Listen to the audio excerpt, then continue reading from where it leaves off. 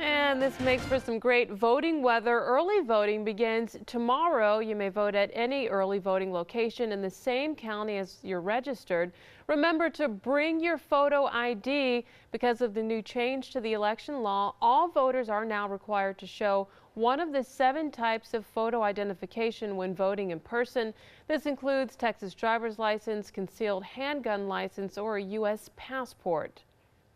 One of the constitutional amendments on the ballot will include addressing the state's water needs over the next 50 years. This comes on the heels of a new report from Texas Taxpayers and Research Association that our rainy day fund will reach capacity even if this water fund amendment is passed, thanks to oil and gas tax revenue. Now, joining us live in the newsroom is Fox 26 legal analyst Chris Tritico, Fox 26 news analyst Mustafa Tamiz, and public policy analyst Jackie Bally. Good morning, you guys. Good morning. Hello.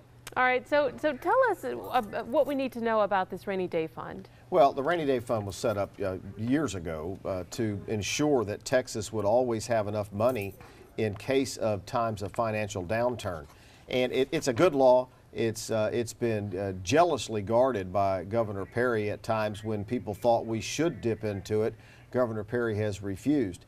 This bill that we're talking about, this constitutional amendment for the water fund and infrastructure, is a very, very important issue.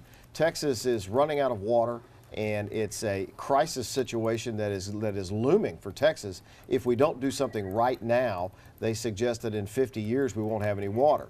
Now, someone as old as me won't be here in 50 years, but that doesn't mean that we shouldn't do something about it right now. And what they've authorized is to dip into the rainy day fund to build reservoirs and ensure that we have a steady supply of water for the state of Texas. It's an extremely important bill, and I think, Mustafa, to me, is the opposition that we've been hearing, even though this panel was all in favor of it, the opposition we've been hearing was we can't use the rainy day fund for anything unless it's an emergency. Now with this research out, I don't know why anybody would be opposed. And Chris, I do plan to be here 50 years from now, so I would want the water well, to you're be a lot here younger with me. than me. That was the point. No, look, this is something that perplexes me, that we need to do something about our water infrastructure.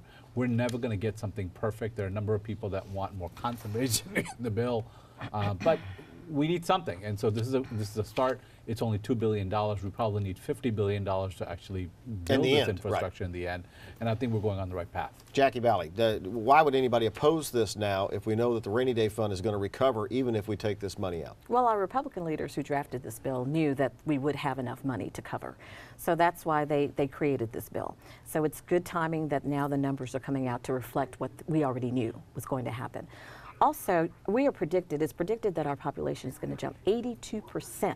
82%. So with this bill, now we have new ways of creating reservoirs, conservation, new techniques for conservation and reuse, and for desal plants. That's why you see now Governor Perry and our other top leaders, they're going around the country and they're telling everyone, you need to vote for this. This is something that we need to do. It will help our economic development, among other things, and it's something that's necessary. This is a problem that we've been seeing for a very long time, and I'm very happy to see our Republican leaders addressing it the way they are. Let me turn to Donnelly. She's monitoring our social media accounts.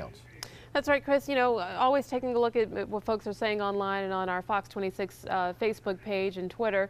And, you know, most people just want to know how this will affect them. And you know, sometimes we hear about things and it gets a little bit blown out of proportion. But running out of water, is that something that we really need to pay attention to? Is that something that could really happen? Yeah. Absolutely, it could happen. You've seen it with the drought that we've had over the last few years. Lake Conroe and Lake Houston down to where the water was so low that they've created islands in the lake. Lake Conroe hasn't fully recovered yet from the drought that we've had, and right off my father-in-law's property, there's an island in the middle of Lake Conroe that's still there, that wasn't there before this drought started. This is a very, very serious issue, and if we don't do something right now, it's only going to get worse. And the beauty of this bill, that this constitutional amendment, isn't raising taxes to do this. That's right right now, they're trying to pay for this completely off of revenue we already have. Yeah, and I was at Lake Conroe this weekend, actually on Saturday, and I saw what you were talking about. This is an important issue, and we should all vote for Proposition 6. The other proposition that also has a big impact on us here in Houston is Proposition 3, which allows the aerospace industry an exemption that they can do manufacturing here in Houston, and especially around NASA, because we're trying to get our commercial space industry to boom, and part of that is voting on Proposition 3. So these things that are at the bottom of the ballot, Proposition 6, Proposition, and all the Extremely others, important. are extremely We're almost out important. of time, but this Proposition 3, that it's an exemption for private business, but it develops business for the Houston area. Right, and I concur with my colleague. I think Proposition 3 is important. And to go back to Dominique's question specifically, when we want to turn on the faucet, we want water to come out. You know, lots of our reservoirs were built in the first half of the 20th century, Right. but our population has tripled. And we This is haven't the built first, any new and we ones. haven't built anything new. And this Right. is the first time we are directly addressing this situation and this problem. So yes, we definitely need to vote for Proposition 6 and Proposition 3. So, Dominique, those are two very, very important issues that I think will benefit the state of Texas for a long, long time to come. All right, what's a quick snippet of the next topic you guys are going to tackle in the next hour? I'm sorry, I've lost my feed. Okay, we'll see you guys shortly so you can tackle another topic in the next hour. All right, Thank we'll you. see you then.